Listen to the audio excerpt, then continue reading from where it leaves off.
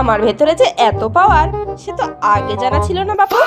আরে তোমাদের সাথে যে 30 দিনের চ্যালেঞ্জটা নিয়েছিলাম সেটা তো পূর্ণ হইলো বলে আজ তো আমার ডেট 29 গো। তো চলো আর বেশি না বকে ফাট, আজকের ব্লগটা শুরু করা যাক। সো হ্যালো এভরিওয়ান, আমি হচ্ছি জয়দীপা আর আমার আরো একটি নতুন মিনি ব্লগে তোমাদেরকে অনেক অনেক স্বাগতম। আমি এখনো নিজের বাসায় যাইনি গো, এখনো কিন্তু আমি আমার পিসির বাড়ি কৃষ্ণনগরেই আছি।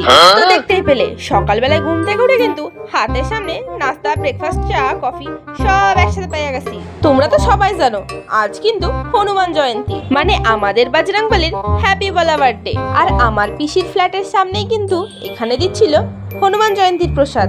আর প্রসাদ দিচ্ছে আর আমরা নেব না, তাই কখনো হয়?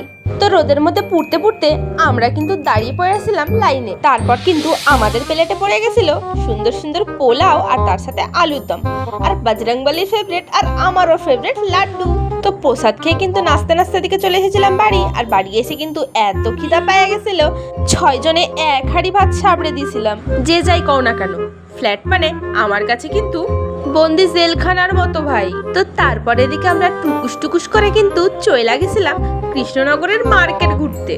যদিও আমাকে কিছু কিনা দেয় নাই সেইটা বড় কথা না, বড় কথা হচ্ছে এইটা আজকে আমার মিশানো কোষানো ল্যাঙ্গুয়েজ কেমন লাগলো।